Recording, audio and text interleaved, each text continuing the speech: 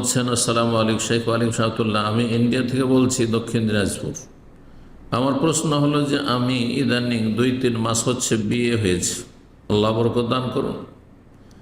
বিয়ের সময় আমি যৌতুকের কথা লেনদেন করিনি বা হয়নি, মোহরানা নগদ পরিশোধ করেছি আলহামদুলিল্লাহ। তো আমার প্রশ্ন হচ্ছে যে আমার শ্বশুর মশাই 50,000 টাকা দিয়েছেন, আরও কিছু দেবেন। তো এই পয়সাটা আমি বারবার বারণ করেছি, কিন্তু উনি শোনেননি আমার কথা, তাও আমাকে দিয়েছে।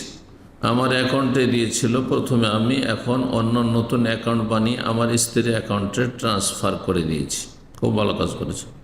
আমার স্ত্রী বলছে আমার বাবার কাছ থেকে আমি চাইনি, আমার বাবা নিজেই দিয়েছে। আমি বলতে চাইছি এই পয়সাটা কি এখন নেওয়া যাবে বা জায়েজ হবে? না, আপনি নেবেন না। কারণ আমাদের দেশের মানুষরা যৌতুক কেউ চায়, কেউ চায় না, কিন্তু তাদের মনটা চায়। সুতরাং মেয়েদের বাবারা মনে করে যে যৌতুক না চাইলেও দিতে হবে, এটা সামাজিকতা আছে। তারপরে আমার মেয়ের সুখ শান্তির ব্যাপার আছে।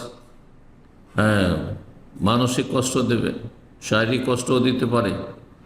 যদি জামাই কষ্ট না দেয় তো জামাইয়ের বাবা মা, হ্যাঁ, মেয়ের শ্বশুর শাশুড়ি কষ্ট দেবে, হ্যাঁ, তার আত্মীয় স্বজনরা আর কষ্ট দেবে। সুতরাং এই ভয়গুলি যখন কাজ করে তখন তারা যৌতুক দিয়ে থাকে। এটা সমাজের চাপ। যে কোনো কাজ যেটা ইসলামে জায়েজ নয়, জুলম, আর সেটা যদি সমাজের সামান্য চাপ থাকে, চাপে দেয়, তাহলে সেটি হারাম। ব্যক্তির চাপ নাই থাক, কিন্তু এটা সামাজিক বিষয়, সামাজিকতা করতেই হবে। এটা প্রথা, এই প্রথাগুলো মেনে চলতে হবে। মেয়ে বিয়ে দিয়ে ফার্নিচার দিতেই হবে,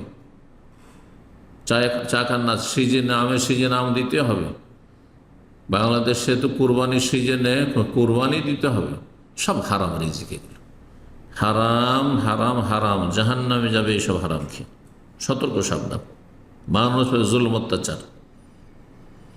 সুতরাং এই পয়সা আপনি নেবেন না, ফিরিয়ে দেবেন। ফিরিয়ে না নিতে চাইলে তার মেয়েকে দিয়ে দেবেন। তার মেয়েকে যদি দেয় তো এক মেয়েকে দিলে যায় না। সব ছেলে মেয়েকে যদি দেয় তাহলে ঠিক আছে, সমস্ত ছেলে মেয়েকে দেয় তাহলে নেবেন। আর যদি কোনো মেয়েকে দিল, কোনো মেয়েকে দিল না, বা ছেলেকে দিল না, মেয়েকে দিল, কম বেশি করলো, তাহলে সেও জালেম হয়ে যাবে। ইত্তাকুল্লাহ, নবী সাল্লাল্লাহু আলাইহি ওয়াসাল্লাম বলছে আল্লাহকে ভয় করো। ওয়াদিলু বাইনা আওলাদিকুম, তোমাদের ছেলে মেয়েদের মাঝে ন্যায় প্রতিষ্ঠা করো, ইনসাফ করো, সুবিচার করো।